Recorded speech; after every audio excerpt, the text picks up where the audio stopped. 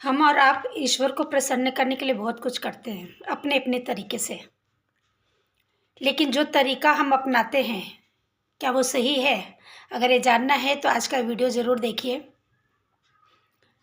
जब मैं अध्यात्म की बात करती हूँ या कर्मा पे कोई बात करती हूँ, तो दूसरों से तो सीखती हूँ, लेकिन अपना एक्सपीरियंस भी शेयर करती हूँ। और अपने आसपास के लोगों को देखकर या अपने जीवन में हमने जो फॉलो किया उसके क्या परिणाम हुए, या जो पैटर्न हमने फॉलो करते आ रहे हैं वो पैटर्न सही है, इस पर विचार करती हूँ और चाहती हूँ कि आप भी इस पर विचार करें। मैं एक एक्सपीरियंस बताती हूँ।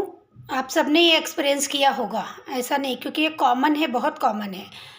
मंदिर जब जाते हैं तो मैंने कई बार ऐसा देखा है कि जब मंदिर में जाती हूँ, कुछ लोग ऐसे होते हैं, खासकर महिलाएं, बहुत भक्ति भाव होता है उनके अंदर, और वो ईश्वर के लिए बहुत कुछ लेकर आते हैं। मंदिर में दूर से भी आते हैं, चल के भी आते हैं, चाहे जैसे भी आते हैं, और बहुत कुछ लेकर आते हैं, जैसे फूल, फल, रोली, कुमकुम, चंदी, अगरबत्ती, कपूर, मतलब ये जो चीज़ें होती है ना, बहुत सारे लेकर वो आते हैं। और अलग अलग तरह के बेलपत्र, फूल, जो भी होता है सब लेकर आते हैं, और ईश्वर को बहुत भक्ति भाव से वो चढ़ाना चाहते हैं।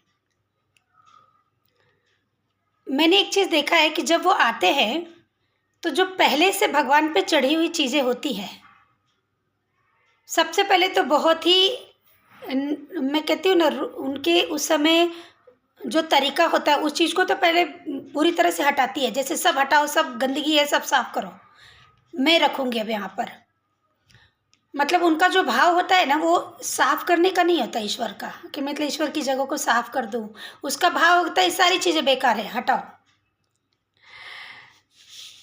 मतलब अब मैं अच्छी अच्छी चीज़ें चढ़ाऊँगी, या मेरे लिए सारी चीज़ें पहले खाली होनी चाहिए। तो ये चीज़ें मैंने देखा बहुत बार, और ये सोचना चाहिए कि आप जब ऐसा करते हैं कि दूसरे ने जो चीज़ चढ़ाया है, दूसरे की जो भक्ति भाव है, जिसने अर्पण किया है, उसको इतनी निर्दयता से बोलिए या फिर इतनी अहंकार के साथ उसे हटाने वाले आप होते कौन हैं?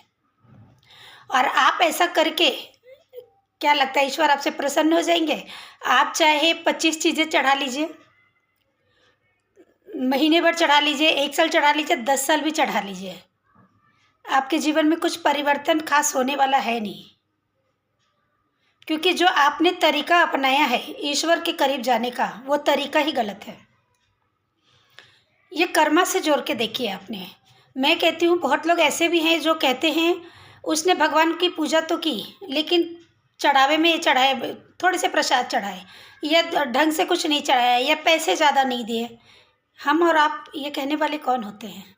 जिसको चढ़ाया और जिसने चढ़ाया, इन दोनों के बीच की बात है। आप और मैं इसे जज करने वाले कौन होते हैं? उनके रिश्ते, उनका लेन देन, उन पर ही छोड़िए ना।